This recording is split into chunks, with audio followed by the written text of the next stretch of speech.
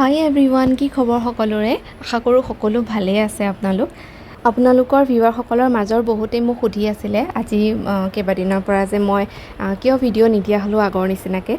আচলতে বৰ এলাহ লাগে জানেনে, এই ফোনটো ধৰি মেলি ভিডিঅ' কৰি থাকিবলৈ, বিশেষকৈ এডিটিং কৰা পাৰ্টটো যে একেবাৰে অশান্তিকৰ। মানে এই গৰমৰ দিনকেইটাত বিশেষকৈ মোৰ বহুত বেছি এলাহ লাগিছিলে। সেইকাৰণে ভাবিছোঁ নাই, এলাহ থাকিলে নহ'ব, আকৌ মই ষ্টাৰ্ট কৰোঁ। মানে সদায় ভাবোঁ জানেনে, আজিৰ পৰা নাই আকৌ বনাম নেকি। আজিকালিকে থাকোঁতে মানে মোৰ ইমান দিনৰ গেপ হৈ যায়গৈ। মই মানে ফোনটো লৈ আকৌ ভিডিঅ' বনাবলৈ এইবোৰ কৰি থাকিবলৈ মানে বিৰাট বেছি এলাহ লগা হৈছে, নাজানো কেলৈ। সৰু মাছ খাই যে আমি বহুত বেছি ভাল পাওঁ, বিশেষকৈ মায়ে খুব ভাল পায়। সেইকাৰণে দেউতাই বেপাৰীজনৰ পৰা কেইটামান ৰাখিও দিলে। আৰু এতিয়া আহিছোঁ মই পাকঘৰলৈ। আকৌ দেখিছেই চাহ তাহটো খোৱা হ'লেই। এতিয়া আহিছোঁ কিবা এটা বনাওঁ মোৰ কাৰণে। যোৱাকালি কেইটামান ভাত আছিলে ৰৈ যোৱা, ভাবিছোঁ ফ্ৰাইড ৰাইচকে বনাই খাওঁ মোৰ ষ্টাইলত আৰু দেই, ইমানকৈ ৰেষ্টুৰেণ্ট ষ্টাইল নহয়। আজিকালি মা মছলা অলপ কমাই মানে খোৱা হৈছোঁ, আগৰ নিচিনাকৈ নাখাওঁ, একদমেই কমাই খাওঁ। দেখিছে তেলো মই একেবাৰে অকণমানহে দিছোঁ, মানে মোৰ ষ্টাইলতে আৰু মানে ওচৰত যি আছিলে চব এড কৰি দিছোঁ অলপ চলপকৈ দি মেলি লৈ পেলাই মই ফ্ৰাইড ৰাইচকণ বনাই লৈছোঁ। বোলো এতিয়া ইয়াকে খাওঁ।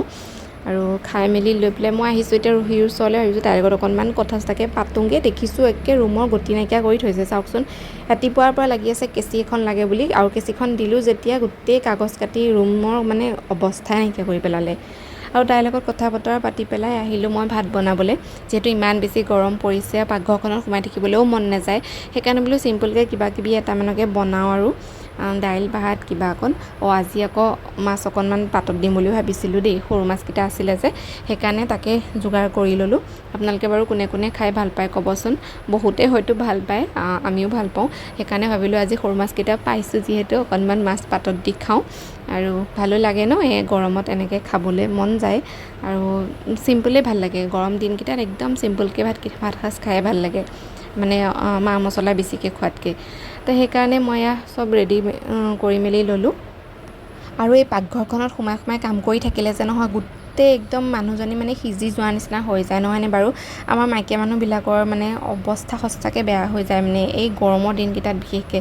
মই যে বহুত বেছি অশান্তি পাওঁ, মানে গেছৰ ওচৰত মানে কাম কৰি থকাটো মানে ইমান সহজ কথা নহয় আচলতে।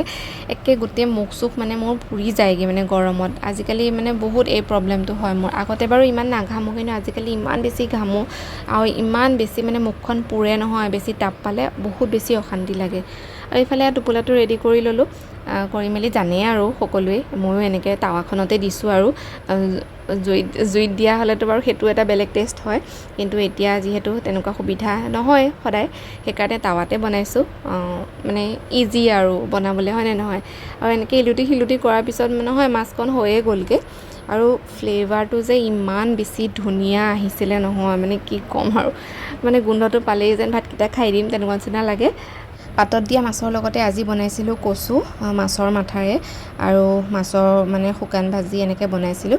আৰু ভাত সাজ ৰেডি কৰি ল'লোঁ, খাই বৈ বোলো পটাপট আজৰি হ'লোঁ, ইমান বেছি গৰম উঠিছে। ভাতকেইটা খাই মেলি লৈ পেলাই ভাবিছোঁ নিজৰ স্কিনখনৰ আজি অকণমান কেয়াৰ কৰোঁ বুলি।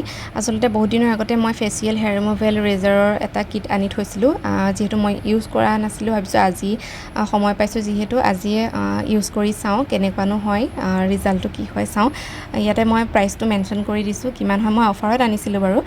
আৰু প্ৰথমতে মই মুখখন ভালদৰে ফেচ ৱাছ কৰি ল'লোঁ, তাৰপিছতে মই ক্লিনজাৰ লৈছোঁ অকণমান, আৰু ক্লিনজাৰ লগাই লৈছোঁ, বা এল'ভেৰা জেলো ল'ব পাৰে আপোনালোকে যদি ইউজ কৰিব বিচাৰে। আৰু তাৰপিছতে মই ৰিমুভ কৰাৰ মানে ষ্টাৰ্ট কৰি দিলোঁ।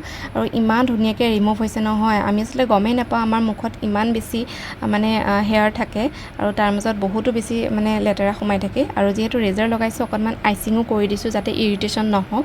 তাৰপিছতে মই ট'নাৰ ইউজ কৰিছোঁ, আৰু ট'নাৰ লগাই পেলাই অলপমান মইশ্চাৰাইজাৰ লগাই দিছোঁ। আৰু মইশ্চাৰাইজাৰ লগোৱাৰ পিছতে মই লগাইছোঁ অলপমান ছানস্ক্ৰীন সদায় লগাব লাগে, আপোনালোকেও লগাব। মই যিহেতু মাজতে স্কিপ কৰিছিলোঁ, সেইকাৰণে মোৰ মুখত বহুত বেছি প্ৰব্লেমছৰ সন্মুখীন হৈছিলোঁ।